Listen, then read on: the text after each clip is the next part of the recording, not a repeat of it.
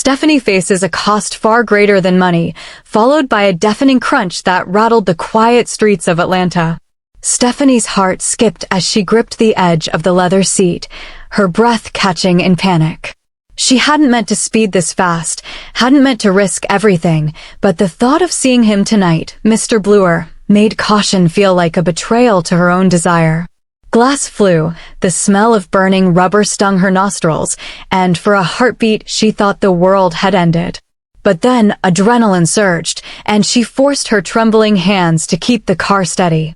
She had no choice, she couldn't turn back now. Her phone buzzed. A message from him. "Are you coming tonight? I'll be waiting." Her fingers hovered over the screen, typing a reply, deleting, typing again. "Yes, I'll be there soon." She swallowed the lump in her throat, the guilt gnawing at her as sharply as her excitement. By the time she reached the hotel, her pulse was a drumbeat of nerves. The lobby was empty, hushed, a stark contrast to the chaos she had just escaped. And then she saw him, Mr. Bluer, leaning casually against the wall, looking like he had stepped out of a dream she had never dared to imagine. His eyes met hers, and she felt her knees weaken. "You're late," he said, a teasing edge in his voice, but she saw the concern underneath. "I had traffic," she whispered, forcing a smile. Every part of her screamed that she shouldn't be here, that she was risking everything. But the look in his eyes made her forget caution. As they moved to the private lounge upstairs, she tried to calm her racing thoughts. She was a billionaire's wife, married to a man who provided every luxury, yet never the thrill of attention, of connection, of love that mattered. And here he was, Mr. Bluer, the one she had loved from afar for years, the one who had made her feel alive. But danger lurked closer than she realized. Amanda, her husband's sister. Always perfect, always sharp, always watching. She had been at the wedding. She had been at the galas. And now, she was everywhere. Stephanie sensed it before it happened. A shadow, a movement too deliberate to be random, a whisper of malice in the air. "Stephanie," Amanda's voice cut like a blade, smooth and cold. "I didn't expect to see you here." Stephanie froze. Mr. Bluer's jaw tightened, his eyes narrowing at the interruption. Stephanie's mind raced. Amanda had followed her, no doubt. Every precaution she thought she had taken was useless. I was just leaving," Stephanie stammered, her voice brittle. Amanda smiled, that perfected, cruel smile that had tormented Stephanie in subtle ways for years. "Oh no, dear. I think we should talk." Hours later, Stephanie found herself in a room with Amanda, the city lights painting her face in sharp shadows. Amanda didn't waste time on pleasantries. "I know everything," she said. "The meetings, the texts, the indiscretions. And you know the rules here. Secrets like yours don't go unnoticed." Stephanie's stomach dropped. Panic clawed at her throat. "What do you want?" Amanda's smile widened. "I want assurance that your little games won't interfere with family or business. Money, influence, favors, you'll provide. Or, well, you know the alternative." Stephanie's mind spun. How much had she risked? How far had she fallen into this web of desire and danger? She thought of Mr. Bluer, waiting unknowingly, and felt a rush of desperation. She would have to play Amanda's game, at least for now. Back at home, the tension tightened like a noose. Her husband returned early, his arrival unannounced. Every glance, every word was loaded.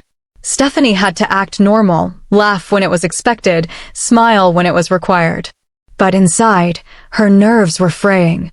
Mr. Bluer called again, eager, unaware of the storm gathering around Stephanie. She answered, her voice strained, trying to maintain calm. I can't tonight," she said, her words clipped. Something came up.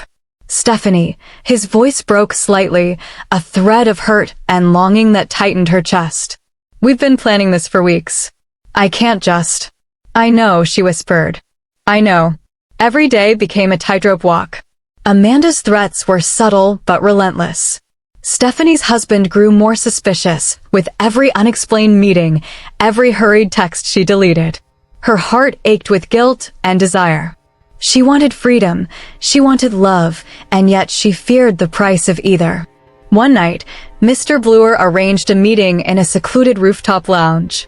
Stephanie had agreed, her decision fueled by need, by hope, by a reckless desire to reclaim herself.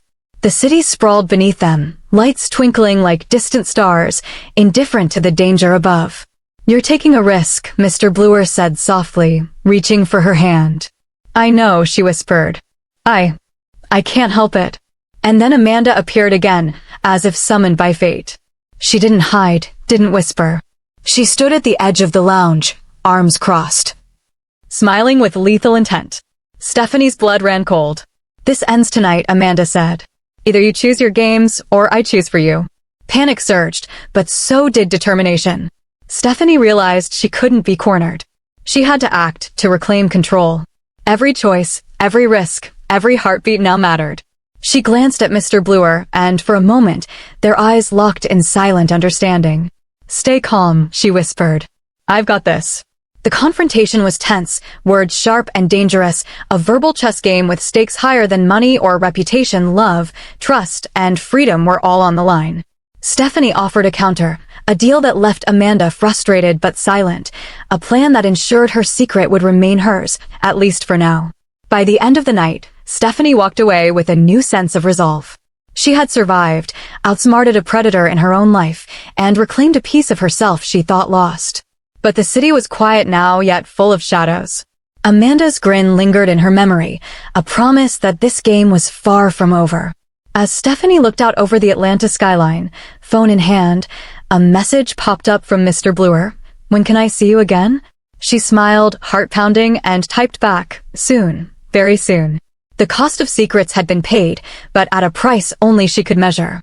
And deep down, Stephanie knew that thrill, danger, and desire were worth every risk.